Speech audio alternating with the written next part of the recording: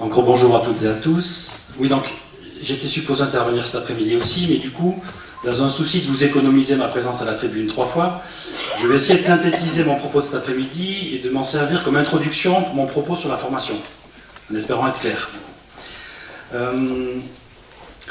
Donc mon propos va se diviser en 3 parties. Premièrement, un prolongement à ce qui vient d'être dit, une réflexion sur ce qui vient d'être dit, une introduction plus générale sur l'économie sociale et solidaire en France, qui m'amènera à ma partie plus spécifique sur les enjeux de formation à l'économie sociale. Finalement, moi ce que j'ai retenu de l'intervention du professeur, c'est peut-être une question fondamentale, en tout cas pour moi, c'est sur le marché, est-ce que je structure mon marché en deux, donc le tout État ou le tout privé, ou finalement cette question de la troisième voie, est-ce que je structure mon marché avec une autre partie qui serait peut-être, je ne sais pas, quelque chose qu'on entend se développer aujourd'hui, les services d'intérêt généraux. C'est-à-dire des services et des besoins que soit les États ne sont plus en capacité de rendre, et que le marché de tout privé ne souhaite pas forcément rendre en plus, parce que peut-être pas assez lucratif, je ne sais pas. Donc peut-être cette question-là que je me pose, en tout cas et que je vous soumets, c'est finalement la question, c'est pas de savoir si je structure mon marché en 2 ou en 3. Et de le structurer en 3, ça ouvre des perspectives pour toutes les entreprises de l'économie sociale, peut-être. Sur la question de l'économie sociale en France, si je donne quelques chiffres comme ça, grosso modo, ça représente à peu près 11%. Parce que si on regarde aussi en France comment se répartit l'économie sociale, il y a des régions en France où l'économie sociale consiste en 15% de l'activité. Et ce ne sont pas forcément les régions qui sont les plus dépeuplées, les plus défavorisées et les moins riches. Ce sont aussi les régions peut-être qui sont les plus dynamiques, les plus axées sur la recherche, sur le développement. Donc l'économie sociale, ce n'est pas forcément... C'est important parce qu'elle joue ce rôle-là aussi d'amortisseur de crise et d'amortisseur de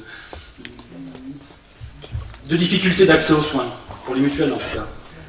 Mais l'ESS, c'est une façon d'entreprendre différente. Et c'est où les préoccupations qui sont au cœur de l'économie sociale, c'est l'humain, encore une fois. L'économie sociale est présente dans différents secteurs d'activité, l'industrie, l'éducation, la santé, l'agriculture, la recherche. C'est pas simplement l'économie, comme je le disais, de la réparation. Trop souvent aussi, elle est considérée, l'économie sociale, comme une économie à la marge, avec une faible visibilité. Quelque chose que parfois on ringardise, en disant oui, ils sont gentils avec leurs bonnes intentions, voilà, qui laissent travailler les grandes entreprises, les gens qui ont des idées, des compétences et un professionnalisme, et puis l'économie sociale se débrouille avec le reste. Ce manque de visibilité, il est peut-être dû à l'hétérogénéité des structures, à leur diversité, à leur taille, à leurs objectifs. Mais peut-être que cette diversité, c'est aussi ce qui en fait sa richesse à l'économie sociale. Et c'est peut-être travailler sur tous ces dénominateurs communs qui rendra l'économie sociale plus visible et plus forte. Sur les évolutions, moi je rejoins ce qu'a dit le professeur, c'est vrai qu'aujourd'hui, il faut prendre en compte l'entrepreneuriat social. Parce que c'est aussi un élément d'économie sociale. On le sent en Europe parce qu'il y a une prise en charge de la Commission européenne et une plus grande attention portée à l'entrepreneuriat social. En France aussi, parce que récemment, depuis 1 an, sous le nouveau gouvernement, il y a eu une création d'un ministère de l'économie sociale et solidaire, avec un ministre délégué à l'économie sociale et solidaire, en la personne de Benoît Hamon. Et lui, dans son projet de loi sur l'économie sociale, porte aussi fortement cette idée de l'entrepreneuriat social. Donc il y a une reconnaissance quelque part aussi plus grande de l'État sur les questions d'économie sociale et solidaire. Pour autant, une reconnaissance de l'État, ce n'est pas une reconnaissance forcément de tous les acteurs de l'économie. Comme je disais encore, l'économie sociale, trop souvent, est ringardisée, marginalisée. Notamment par ceux qui estiment que parce qu'on n'a pas un objectif d'enrichissement, on n'est pas efficace, on n'est pas professionnel, on n'apporte pas une plus-value. Donc, c'est parce que ce secteur-là évolue rapidement aujourd'hui, parce qu'il se structure, qu'il doit apporter la preuve de sa plus-value sociale, sociétale et environnementale. Donc ça se fait par aussi la réalisation des œuvres, la gestion d'œuvres sociales, la gestion d'établissements de santé pour les mutuelles. Ça se fait par plein de biais et de vecteurs. Encore faut-il arriver à proposer une vision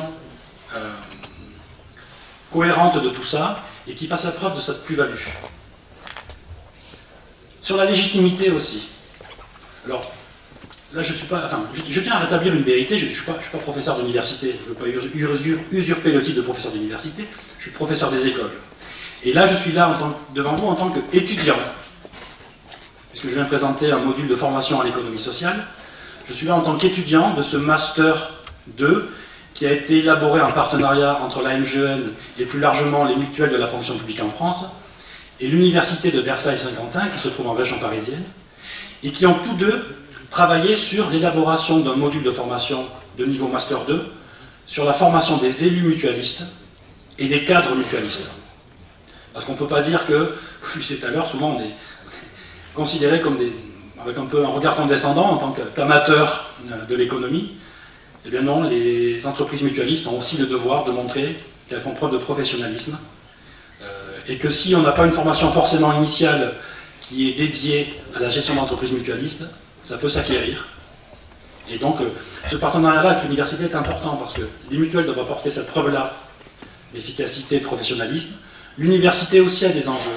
L'université doit pouvoir montrer qu'elle n'est pas simplement spécialisée dans la formation initiale, que c'est aussi un acteur de formation continue auprès des entreprises. Il y a ce double enjeu-là, et cette complémentarité nous a amené à développer une formation diplômante donc pour les élus mutualistes. Elle est importante à plusieurs niveaux, cette formation, parce qu'elle permet en tout cas à des personnes qui sont aux responsabilités de prendre du recul par rapport à leur activité. Et c'est pas si souvent, quand on est impliqué dans la gestion d'entreprises mutualistes, que l'on s'accorde, que l'on trouve le temps de se poser un petit peu et de regarder dans quel contexte on évolue. Quel est l'environnement économique, l'environnement social, l'environnement politique, l'environnement réglementaire, et d'arriver à se poser des questions pour construire ensemble des réponses. Donc c'est un programme de formation qui est assez lourd, qui consiste en 6 modules. Donc un module qui permet d'aborder premièrement l'environnement économique et social de la mutualité, les forces en présence, le cadre juridique de l'activité mutualiste, c'est-à-dire le terrain de jeu qui nous est fourni par le pouvoir public, les états financiers et les dispositifs réglementaires. Donc en France, c'est le code de la mutualité qui fixe un peu les règles dans lesquelles on peut évoluer. Les politiques de communication, et c'est important surtout quand l'économie sociale souhaite avoir une visibilité auprès des autres acteurs et une reconnaissance de l'État. La gestion des ressources humaines, pas parce qu'on est d'économie sociale qu'on ne doit pas se préoccuper des gens que l'on emploie.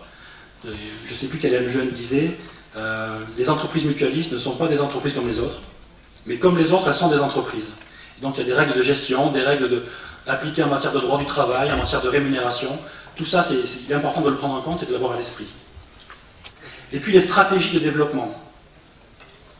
Encore une fois, on ne se cantonne pas à l'activité de compensation ou de... Voilà, on a aussi des actes de développement. Si on pense que le modèle que l'on défend et que l'on porte, c'est un bon modèle, on doit aussi se doter des compétences et des capacités à le promouvoir, à le faire se développer en France, mais aussi à l'étranger. Et voilà, je crois qu'aujourd'hui, ce sont tous ces enjeux qu'on arrive à formaliser par le biais d'une formation diplômante par ailleurs. Le diplôme, c'est pas la finalité, hein, c'est pas la destination. Ce qui est intéressant, c'est le chemin qui est parcouru par cette formation. Le diplôme, c'est le petit plus qui cristallise un peu tout ça, mais je crois que ce qui est intéressant, c'est le chemin qui est parcouru par les personnes qui s'engagent dans ces formations-là, au service de leur entreprise, au service de leur entité et au service de la mutualité et du mutualisme en général. Donc voilà un petit peu les points que je voulais aborder, je vous remercie.